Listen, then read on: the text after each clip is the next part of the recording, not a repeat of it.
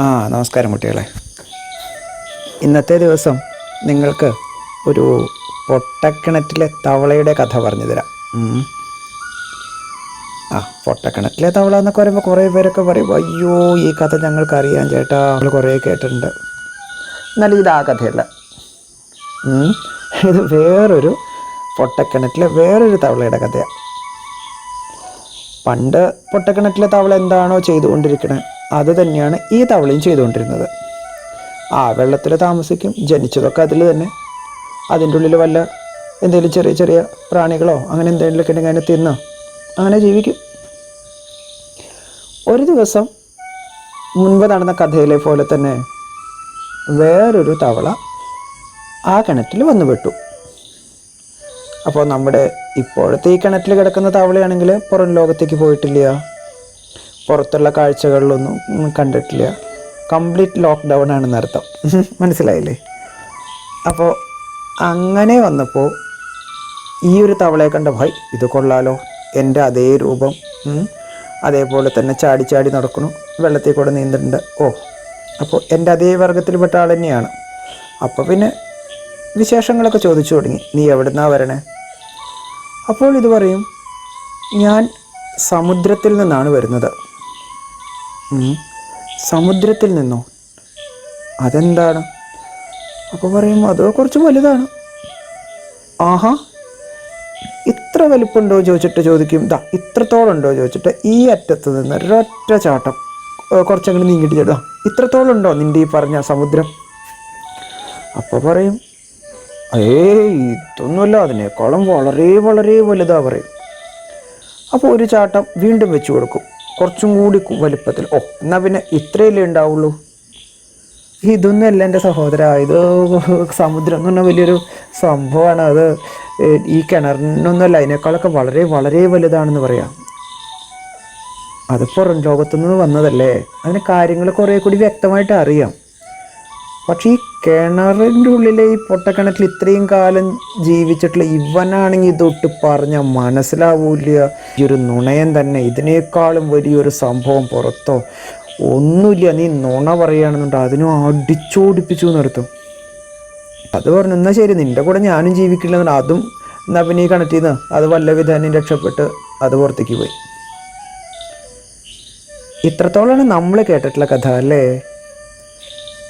ഇനി നോക്കൂ, ഈ തവളയുടെ കാര്യത്തിൽ എന്താ ഉണ്ടായെന്നറിയാമോ? ഇടയ്ക്ക് നമ്മുടെ 2018 നമുക്ക് പ്രളയം വന്നില്ലേ, അതേപോലെ വലിയൊരു ശക്തമായിട്ടുള്ളൊരു മഴ വന്ന് എന്താ പറയുക, പുഴകളും ജലാശയങ്ങളും എല്ലാം നിറഞ്ഞു. ഈ കിണറിലും വെള്ളം നിറഞ്ഞ് കിണറിൻ്റെ കെട്ടിച്ച് അതിൻ്റെ മുകൾ വശം വരെ എത്തി വെള്ളം പുറത്തേക്ക് ഒഴുകുന്ന അവസ്ഥയിൽ വന്നു.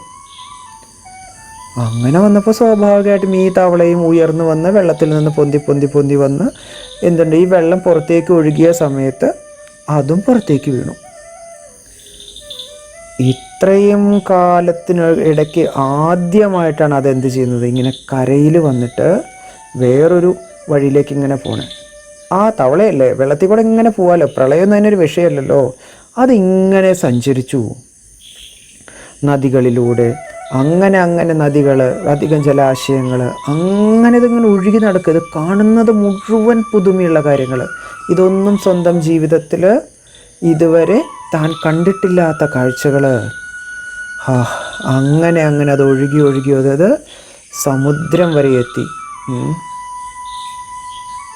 അത് കണ്ട കാഴ്ചകൾ മുഴുവൻ അമ്പരപ്പിക്കുന്നതായിരുന്നു, അത്ഭുതപ്പെടുത്തുന്നതായിരുന്നു. ഇന്നേ വരെ താൻ ഇതൊന്നും കണ്ടില്ലായിരുന്നുവെങ്കിൽ എന്തു വലിയ നഷ്ടമാകുമായിരുന്നു എന്നത് സ്വയം ചിന്തിച്ചു. ഒപ്പം ഒരു കുറ്റബോധവും തോന്നിയിട്ട് അതിന്. ഇങ്ങനെയൊക്കെ ഉള്ളൊരു കാര്യം തന്നെയാണല്ലോ അന്ന് വന്ന മറ്റേ കൂട്ടുകാരൻ പറഞ്ഞത്. അന്ന് ഞാൻ അതിനെ ചീത്ത പറഞ്ഞ് അടിച്ചോടിക്കുകയാണ് ചെയ്തത്. അത് വലിയൊരു കഷ്ടമായിപ്പോയി എന്നത് ചിന്തിച്ചു. അതോടൊപ്പം അതിന് വേറൊരു ചിന്ത കൂടി കടന്നുകൂടി. കുറേ ആലോചിച്ച് നോക്കിയപ്പോൾ ശരിയാണെന്ന് തോന്നി. അത് എന്ത് ചെയ്തു, സമുദ്രത്തിൽ നിന്നൊക്കെ പോന്ന് തിരിച്ച് ഏത് കിണറ്റിൽ നിന്നാണോ വന്നത് ആ കിണറിൻ്റെ കരക്കിൽ വന്നു. ആ കിണറിൻ്റെ കരക്കിൽ വന്നിട്ട് പിന്നെ അതെന്തു ചെയ്തില്ല, ആ കിണറ്റിലേക്ക് ഇറങ്ങിയില്ല. പകരം എന്തു ചെയ്തു എന്നറിയാമോ? അതിൻ്റെ കരയ്ക്ക് നിൽപ്പായി. എന്തിനു വേണ്ടിയിട്ടാണെന്ന് മനസ്സിലായോ? ഇനി മറ്റൊരു തവളയ്ക്ക് ഇതുപോലൊരു ഗതി വരരുത്. ഈ പൊട്ടക്കിണറ്റിലകപ്പെട്ട് അവിടെ തന്നെ ജനിച്ചു വളർന്ന് ഇതിനേക്കാളും വിട്ടൊരു ലോകമില്ല എന്നൊരു ഗതികേട് മറ്റൊരാൾക്കും വരരുത് എന്ന് ദൃഢം നിശ്ചയം ചെയ്ത ആ തവള അന്നു മുതൽ അവിടെ നിൽപ്പാണ്, മറ്റൊരു തവളയെ അതിനുള്ളിലേക്ക് കടത്തിവിടാതിരിക്കാൻ വേണ്ടിയിട്ട്. ഇതാണ് പുതിയ തവളയുടെ കഥ. പ്രിയപ്പെട്ട മക്കളെ, നമ്മളും ഇതുപോലെ ആകരുത്.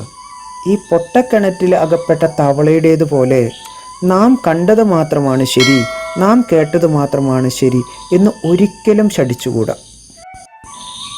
ഏതൊരു കാര്യത്തെയും വിശാലമായ കാഴ്ചപ്പാടോടുകൂടി കാണുവാനുള്ള ഒരു പരിശ്രമം ചെറുപ്പകാലത്തിൽ തന്നെ വളർത്തിയെടുക്കാൻ കഴിഞ്ഞാൽ അത് ഏറ്റവും നന്നായിരിക്കും എന്ന് മാത്രമാണ് ഈ അവസരത്തിൽ നിങ്ങളോടായി സൂചിപ്പിക്കാനുള്ളത്. എല്ലാ മക്കൾക്കും ഒരിക്കൽ കൂടി സ്നേഹപൂർണ്ണമായ നമസ്കാരം.